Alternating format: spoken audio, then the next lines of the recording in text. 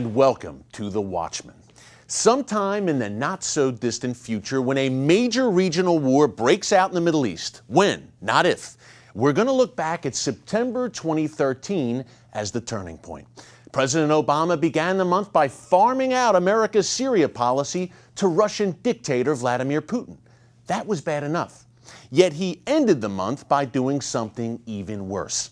He went before the UN General Assembly and declared that he was committed to dialogue and negotiations with the Iranian regime over its nuclear weapons program, even though Iran has already dragged out talks and negotiations for over a decade, buying time and enriching more uranium as it marches closer and closer to the bomb.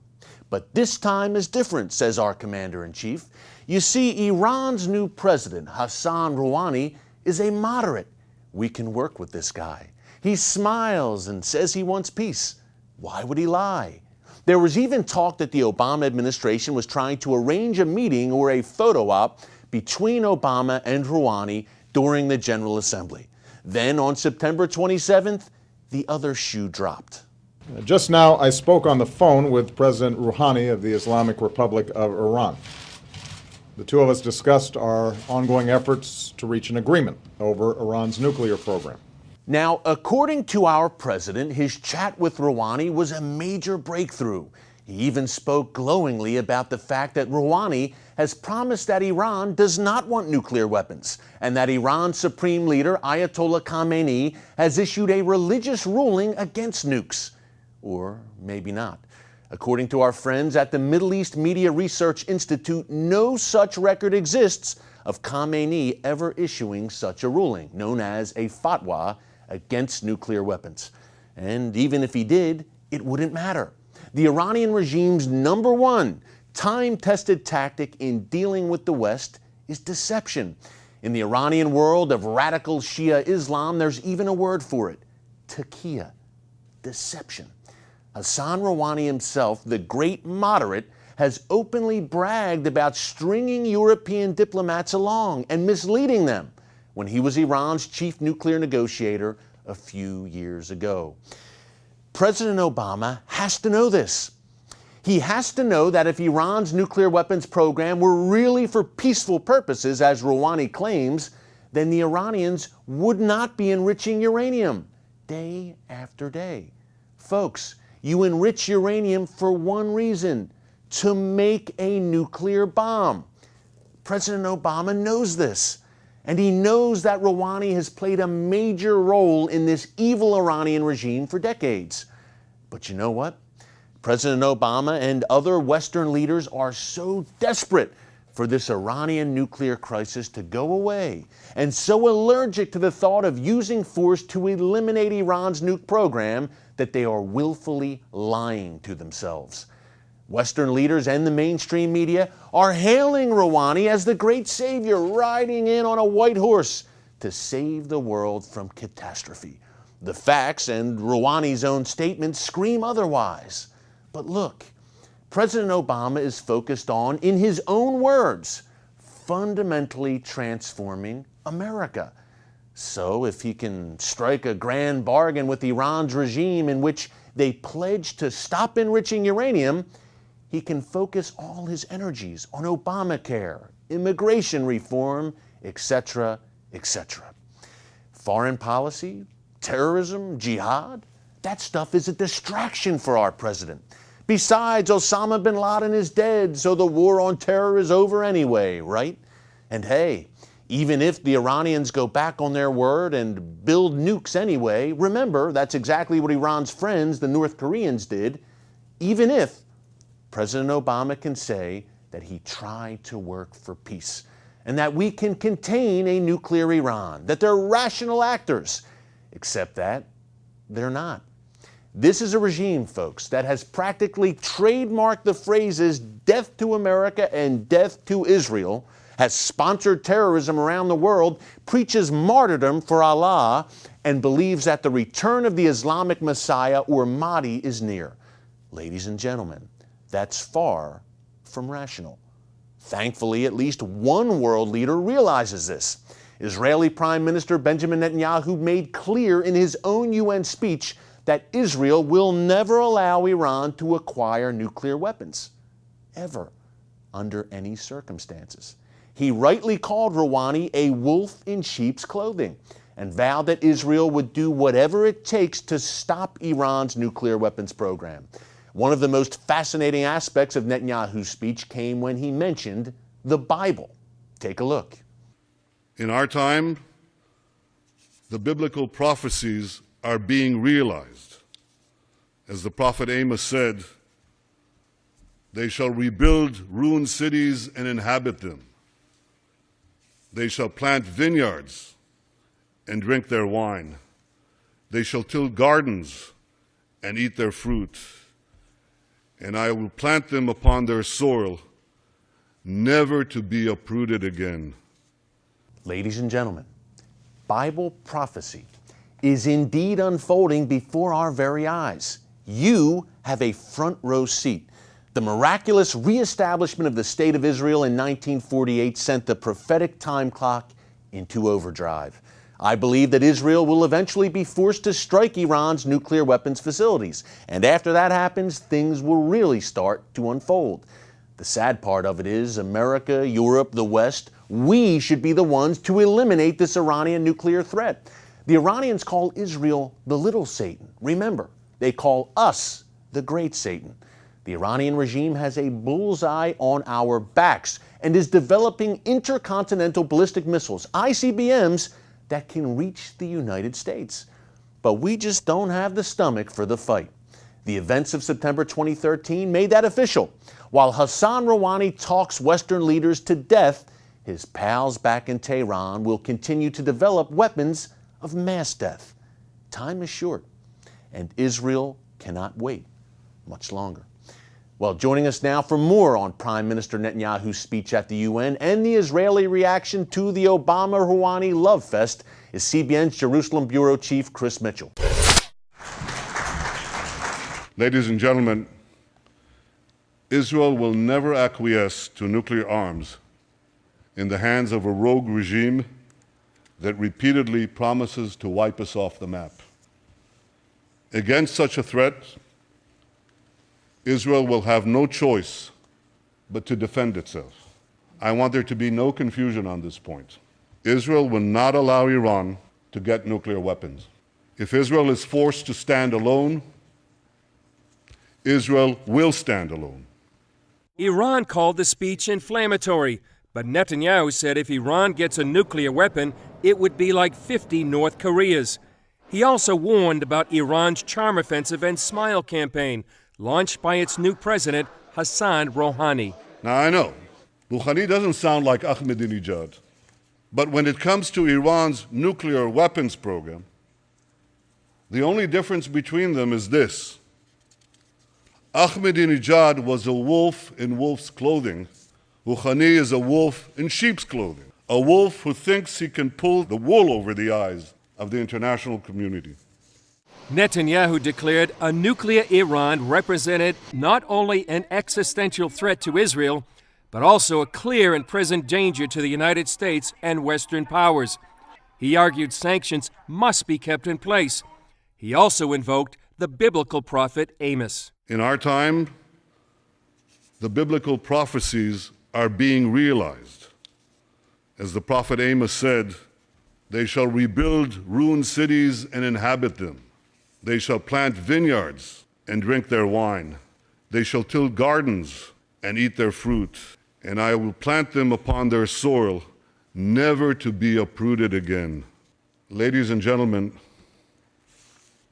the people of Israel have come home, never to be uprooted again. With all the phone calls, speeches, and talk about a thaw in U.S.-Iranian relationship, we wanted to see what Israeli citizens think about these developments. Julie Stahl has a reaction from the Israeli street.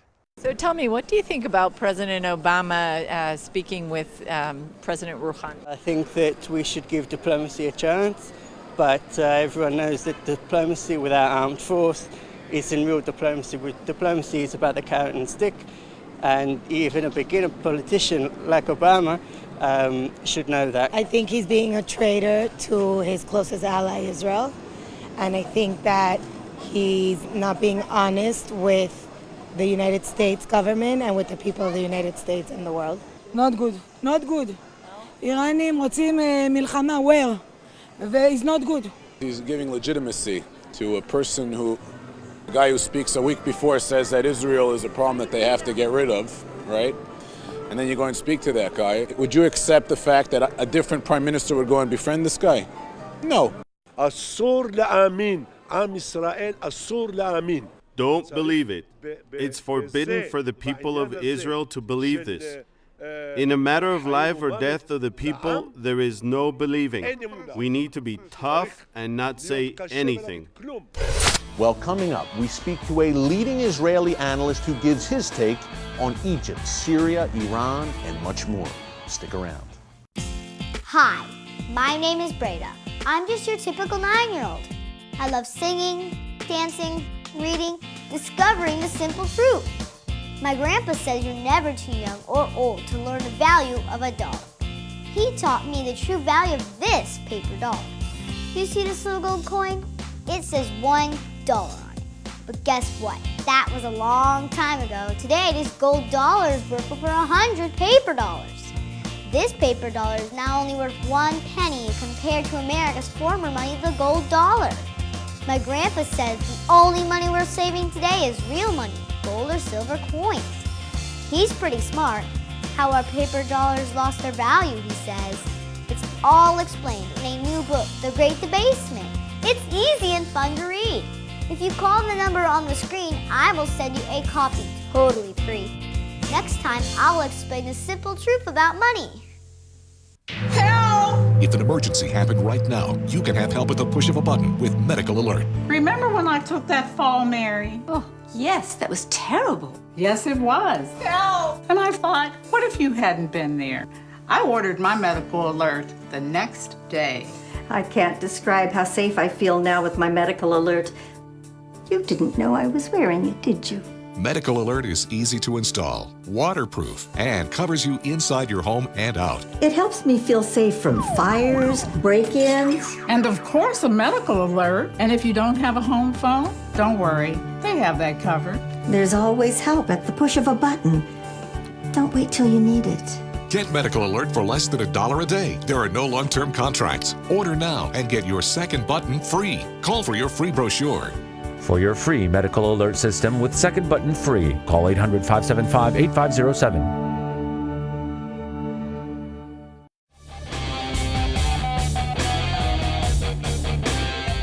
And welcome back.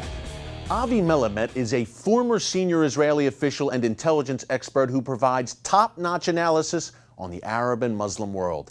I sat down with him recently in Washington to discuss Egypt, Syria, Iran, and what's coming. Take a look.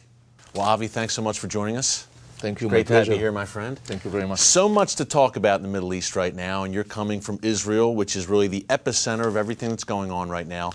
Let's start with the Muslim Brotherhood in Egypt. A lot of people here in the States, Avi, are saying that the Brotherhood they're absolutely down in Egypt, but a lot of people are saying they're knocked out, they're not a threat anymore.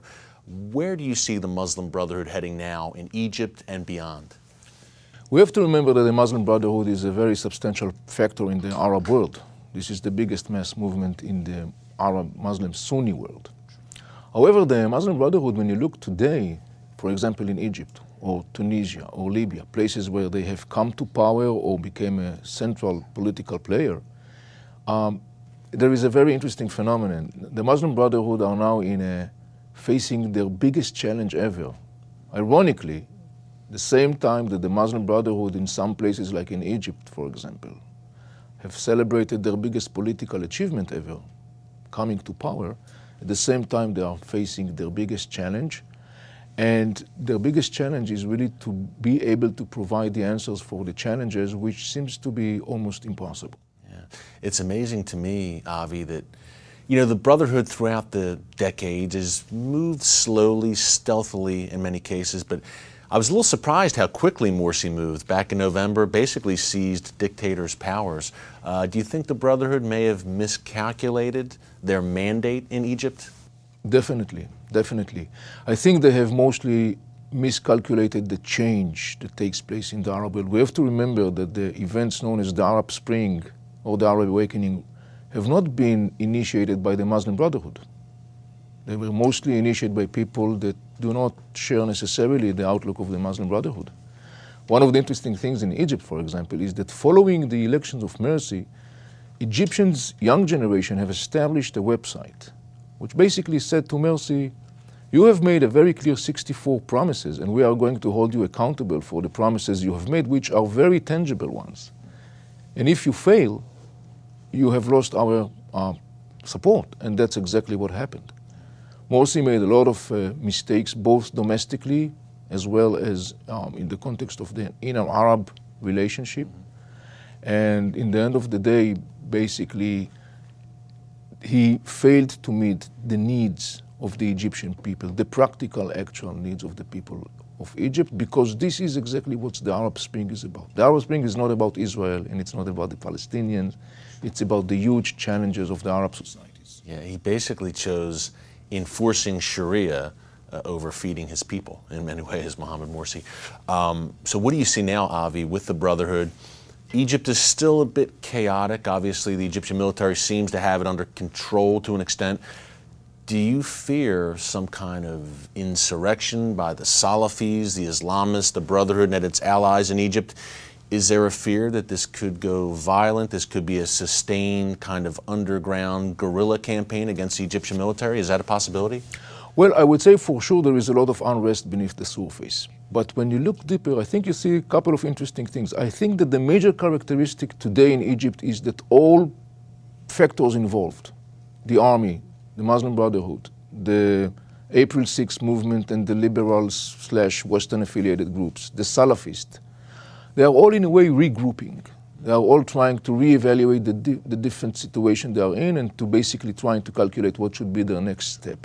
Up next, more with Avi Melamed. Stay tuned.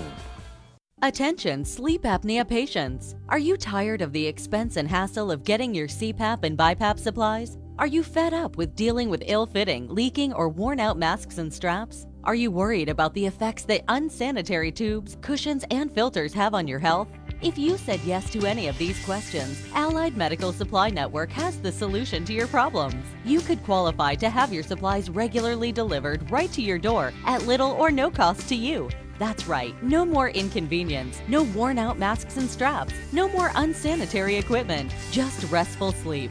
Call Allied Medical Supply Network today to determine if you may qualify to receive your fresh, brand-name supplies at little or no cost. Don't delay. Call us now to see if you are eligible to save money on regular delivery of your CPAP and BiPAP supplies. Call 1-800-815-9947. That's 1-800-815-9947. Or go to cpapsupplyhelpline.com. Announcing an important breakthrough in healthcare that can benefit everyone. If you or anyone you love needs affordable health insurance, regardless of a pre-existing medical condition, call Quick Insurance 123 today and get the immediate relief you deserve. Quick Insurance 123 was created to provide affordable health insurance to all uninsured Americans, with or without pre-existing conditions. This is not a discount card. This is a real insurance program that lets you choose from many affordable health plans, with access to doctors, hospitals, emergency services, and more. So call the number on your screen now and get the health coverage you need just for calling. As a special bonus, we'll send you a free prescription savings card that could save you up to 85% on your prescriptions. That's right, you could save up to 85% on your prescriptions just for calling. Call Quick Insurance 123 to find out how you can get affordable health insurance and receive your free prescription savings card just for calling. Don't wait. Getting a free quote is as easy as 1, 2, 3. Call today.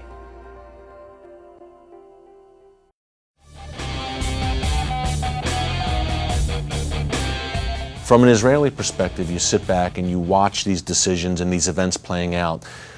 What are you thinking when you see some of the decisions made in the West right now? Do you believe we've lost our way in many respects in Europe and in America when it comes to these issues? I think that I would not be wrong if I would say that I reflect the mind of many people in the Middle East, and I'm not talking necessarily about Israelis, I'm talking about the Arabs, because this is my profession. I'm covering this world professionally.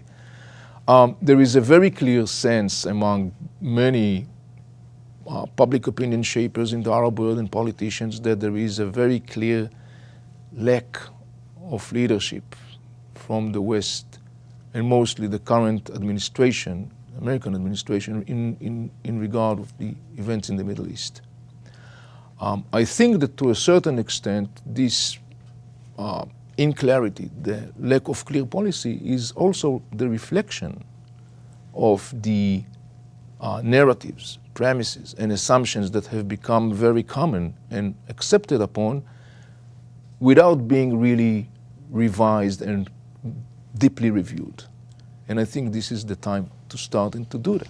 Yeah, you would think there's such a naivete, I believe, in the West and an ignorance about the enemy. I think back to the Cold War. A guy like Ronald Reagan he knew the enemy, read everything he could get his hands on about communism, the Soviet threat. We need that same, in my view, intellectual curiosity today among our leadership. Avi, last question. Talking about the on-the-ground perspective and how it's so important to get to the Middle East, get to Israel, see what Israel is facing on every side. We've reported a lot on this show on Judea and Samaria, the so-called West Bank. The world knows it obviously as the West Bank. What are some of your experiences in Judea and Samaria? I think there's an image in the Western media many times that these are wild places with some wild-eyed, fanatical people. What's your view of Judea and Samaria? Let's take it from a security perspective, because that's what we're talking about. Why is it important for Israel to keep at least a good chunk of this land from a security perspective? Judea and Samaria, geographically speaking, is basically a long, narrow range of mountain stretching from the south to the north. It is basically located in the heart of the territory between the Jordan River to the east side, which is Israeli-Jordanian border, and the Mediterranean to the west side, which is Israel's western boundaries.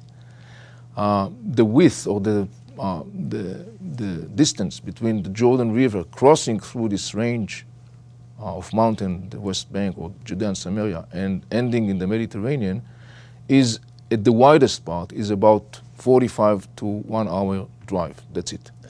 That's it. And whoever sits on this range of mountain physically dominate the state of Israel from both sides. And they can see Ben Gurion Airport. They can see Ben Gurion, they could see Tel Aviv, they could see the Mediterranean. The physical dimensions are enormously important. Some people, many people in the world have this misconcept. They think that Israel is enormously big. Israel is not small, Israel is tiny. Yeah.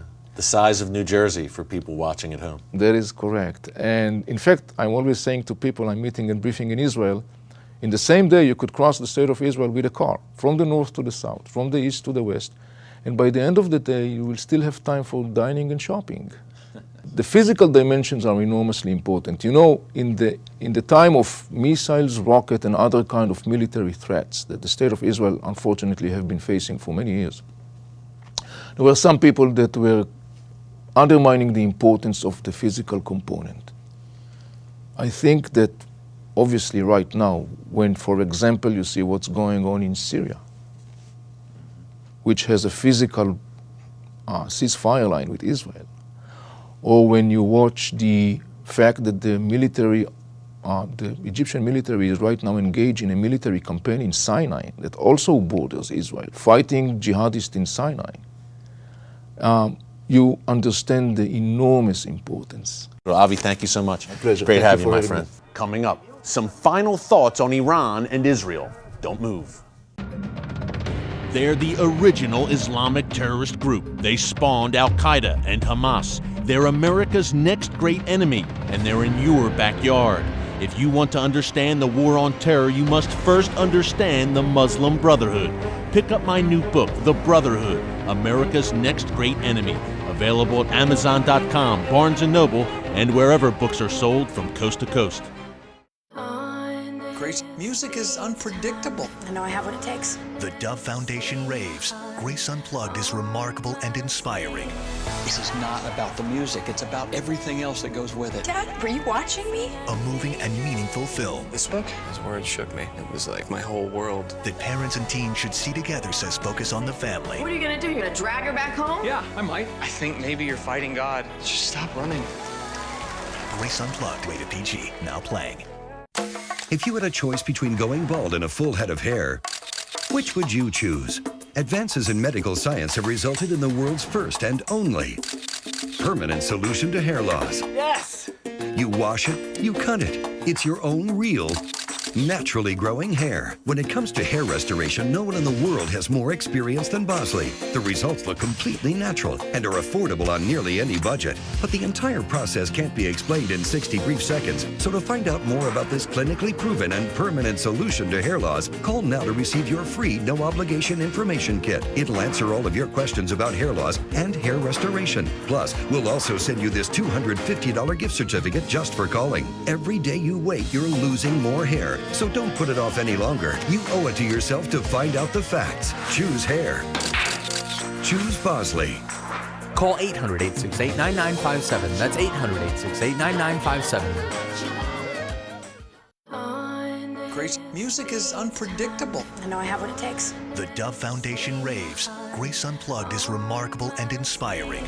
This is not about the music. It's about everything else that goes with it. Dad, were you watching me? A moving and meaningful film. This book, his words shook me. It was like my whole world. That parents and teens should see together, says Focus on the Family. What are you gonna do? You're gonna drag her back home? Yeah, I might. I think maybe you're fighting God. Just stop running. Grace Unplugged, rated PG, now playing. And welcome back. You know, I think the theme of this show is that war is coming to the Middle East, and soon. Now, it's not the most pleasant theme, I know, but it's reality. And I see three potential triggers for this coming regional war in the Middle East. Number one, Syria. Does the chaos there spill over the borders and pull Israel in? Number two, Egypt. Same deal, chaotic situation there, folks. Does that chaos spill over? Do Islamic jihadists in the Sinai Peninsula launch attacks against Israel, forcing Israel to respond, and then things could get really out of hand? And number three, and really the most likely trigger, as we've discussed throughout this show, is Iran's nuclear weapons program. Again, I've been speaking to Israeli officials on and off the record, folks, for the past decade, and I can tell you, Israel will not allow Iran to acquire a nuclear weapon. I think Israeli Prime Minister Benjamin Netanyahu at the UN General Assembly recently made that abundantly clear. It's not going to happen. I believe Israel will eventually be forced to take military action. And the real wild card here is, how does the U.S. respond? How does the Obama administration respond? Do they have Israel's back when it comes down to the major confrontation that is undoubtedly coming? That is something to watch for, folks. That is something to pray for. So, thanks again for joining us this week, and until next week from the Watchman, God bless, and remember, never hold your peace.